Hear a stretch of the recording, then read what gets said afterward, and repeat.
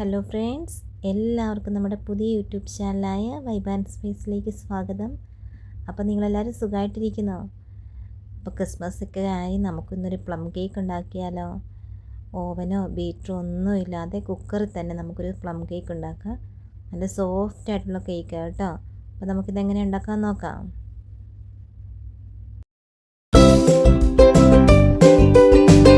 ഇനി നമുക്കൊരു പാനിലേക്ക് 2 ടേബിൾ സ്പൂൺ പഞ്ചസാര ചേർത്ത് കൊടുക്കാം.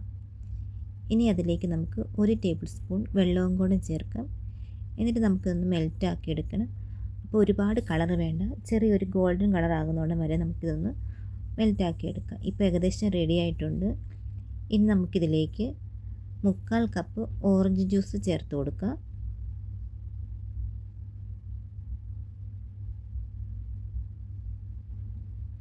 അതിനുശേഷം നമുക്കതിലേക്ക് 1 ടേബിൾ സ്പൂൺ നാരങ്ങാനീരും കൂടെ ചേർത്ത് കൊടുക്കാം. ജസ്റ്റ് ഒന്ന് ഇളക്കി കൊടുക്കാം. ഇനി നമുക്കതിലേക്ക് 1 ടേബിൾ സ്പൂൺ ജാം ചേർത്ത് കൊടുക്കാം. ഞാനിവിടെ ആപ്രിക്കോട്ടിൻ്റെ ജാമാണ് എടുത്തേക്കുന്നത്. ഇനി അതിലേക്ക് 1/2 ടേബിൾ സ്പൂൺ തേനും കൂടെ നമുക്ക് ചേർത്ത് കൊടുക്കാം. ഇനി നമുക്കിതെല്ലാം കൂടെ നന്നായിട്ട് മിക്സ് ചെയ്തെടുക്കാം. എന്നിട്ട് നമുക്കതിലേക്ക് 1 ടേബിൾ സ്പൂൺ ഓറഞ്ചിൻ്റെ തൊലി ചേർത്ത് കൊടുക്കാം. ഇനി നമുക്കിതിലേക്ക് ഡ്രൈ ഫ്രൂട്ട്സ് ചേർത്ത് കൊടുക്കാം. ഞാനിവിടെ 2 ടേബിൾ സ്പൂൺ ഉണക്കമുന്തിരി ചേർത്ത് കൊടുക്കുന്നുണ്ട്. പിന്നെ 2 ടേബിൾ സ്പൂൺ ഈന്തപ്പഴം, പിന്നെ ഒരു 1/4 കപ്പ് നട്ട്സാണ്. അതിനകത്ത് ബദാം കട്ട് ചെയ്തത്, പിസ്ത, പിന്നെ കാഷ്നട്ട് കട്ട് ചെയ്ത്. ഇനി ഇത് നന്നായിട്ടൊന്ന് തിളച്ച് വരട്ടെ. ഇതിനകത്ത് നന്നായിട്ടൊന്ന് വെന്ത് വരണം. ഇപ്പോൾ ഇത് നന്നായിട്ട് വെന്ത് വന്നിട്ടുണ്ട്. ഇനി നമുക്കിതൊന്ന് തീ ഓഫ് ചെയ്യാം. എന്നിട്ട് നമുക്കിതൊന്ന് തണുക്കാൻ വെക്കാം. നമുക്ക് പഞ്ചസാര ഒന്ന് ക്യാരമൽ ചെയ്തെടുക്കണം. അതിനുവേണ്ടി ഞാനൊരു പാൻ എടുത്തിട്ടുണ്ട്. അതിലേക്ക് നമുക്കൊരു 1/4 കപ്പ് പഞ്ചസാര ഇട്ട് കൊടുക്കാം. എന്നിട്ട് ഇനി നമുക്ക് സ്റ്റൗ ഓൺ ചെയ്യാം. ഈ പഞ്ചസാര നമുക്ക് മെൽറ്റാക്കി എടുക്കണം. ഇപ്പോൾ ഇത് ചെറുതായിട്ട് മെൽറ്റാകാൻ തുടങ്ങിയിട്ടുണ്ട്. നല്ല കളറ് വരണേ. ഇപ്പോൾ പഞ്ചസാരയൊക്കെ നന്നായിട്ട് ക്യാരമലായി വന്നിട്ടുണ്ട്. ഇനി നമുക്കിതിലേക്ക് ഒരു 1/4 ഗ്ലാസ് തിളപ്പിച്ച വെള്ളം ഒഴിച്ചു കൊടുക്കണം. വെള്ളം ഒഴിക്കുമ്പോൾ നമ്മൾ സൂക്ഷിക്കണേ. ഇനി ഒന്ന് ചെറുതായിട്ട് ഇളക്കി കൊടുക്കുക. ഇപ്പോൾ നമ്മുടെ പഞ്ചസാര എല്ലാം ക്യാരമലായി വന്നിട്ടുണ്ട്. ഇനി നമുക്കിതൊന്ന് തണുക്കാൻ വെക്കാം. ഇനി നമുക്ക് പഞ്ചസാര ഒന്ന് പൊടിച്ചെടുക്കണം. അതിനുവേണ്ടി ഞാനൊരു മിക്സിയുടെ ജാർ എടുത്തിട്ടുണ്ട്. അതിലേക്ക് നമുക്ക് 1/2 കപ്പ് പഞ്ചസാര ചേർത്ത് കൊടുക്കുക. ഇനി അതിലേക്ക് 3 ഗ്രാമ്പു, 3 ഏലയ്ക്ക, ഒരു ചെറിയ കഷ്ണം പട്ട ഇതും കൂടെ ഇട്ട് കൊടുക്കുക. എന്നിട്ട് ഇതെല്ലാം കൂടെ നന്നായിട്ട് നമുക്കൊന്ന് പൊടിച്ചെടുക്കാം. ഇനി ഞാനൊരു ബൗൾ എടുത്തിട്ടുണ്ട്. അതിലേക്ക് നമുക്ക് 1 കപ്പ് മൈദ ചേർത്ത് കൊടുക്കാം. ഇനി നമുക്കതിലേക്ക് 1/4 ടീസ്പൂൺ ബേക്കിംഗ് സോഡ ചേർത്ത് കൊടുക്കാം.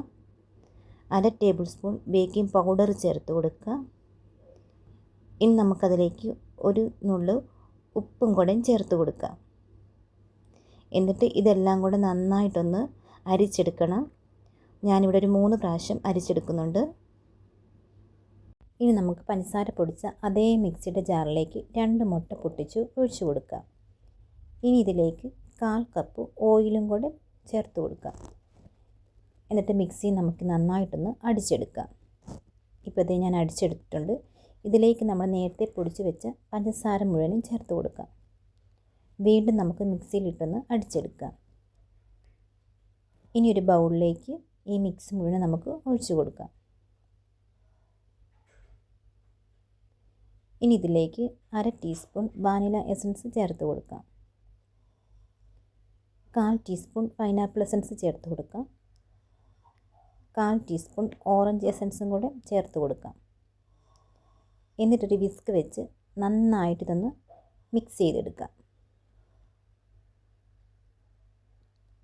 ഇപ്പോൾ നന്നായിട്ട് മിക്സ് ചെയ്തെടുത്തിട്ടുണ്ട്.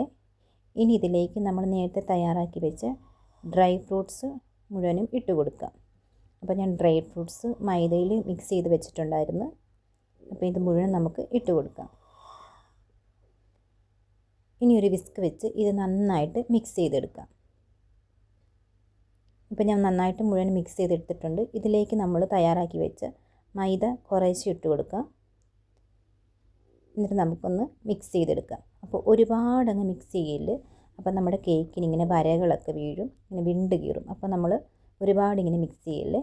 ഇനി ബാക്കി മൈദയും കൂടെ നമുക്ക് ചേർത്ത് കൊടുക്കാം. എന്നിട്ട് വീണ്ടും നമുക്ക് മിക്സ് ചെയ്തെടുക്കാം. ഇനി നമുക്കിതിലേക്ക് നമ്മൾ നേരത്തെ തയ്യാറാക്കി വെച്ച കാരമൽ സിറപ്പ് ഒഴിച്ചു കൊടുക്കാം. വീണ്ടും നമുക്ക് നന്നായിട്ട് മിക്സ് ചെയ്തെടുക്കാം. ഇനി ഇതിലേക്ക് നമ്മൾ ഡ്രൈ ഫ്രൂട്ട്സ് സോക്ക് ചെയ്ത് വെച്ച ആ ഓറഞ്ച് ജ്യൂസും കൂടെ നമുക്ക് ഒഴിച്ചു കൊടുക്കാം. വീണ്ടും നമുക്ക് നന്നായിട്ടൊന്ന് മിക്സ് ചെയ്തെടുക്കാം. ഇപ്പോൾ ഇത് ഞാൻ മുഴുവൻ മിക്സ് ചെയ്തെടുത്തിട്ടുണ്ട്. ഇവിടെ ഞാൻ കുക്കറിൽ എണ്ണയും കുറച്ച് മൈദയും കൊണ്ട് സ്പ്രെഡ് ചെയ്ത് റെഡിയാക്കി എടുത്തിട്ടുണ്ട്.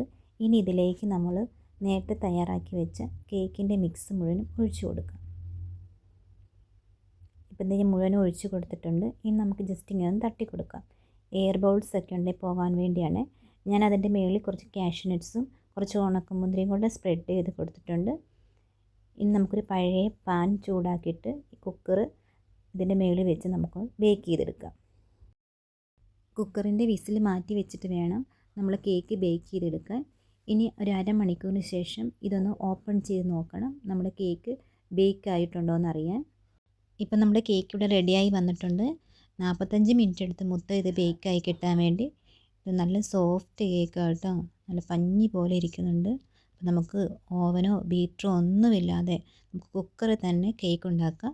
അപ്പോൾ നമുക്കിതൊന്ന് കട്ട് ചെയ്ത് നോക്കാം. അപ്പോൾ നിങ്ങളെല്ലാവരും ഇങ്ങനെ ഉണ്ടാക്കി നോക്കണം കേട്ടോ. നല്ല സ്മെല്ല് വരുന്നുണ്ട്.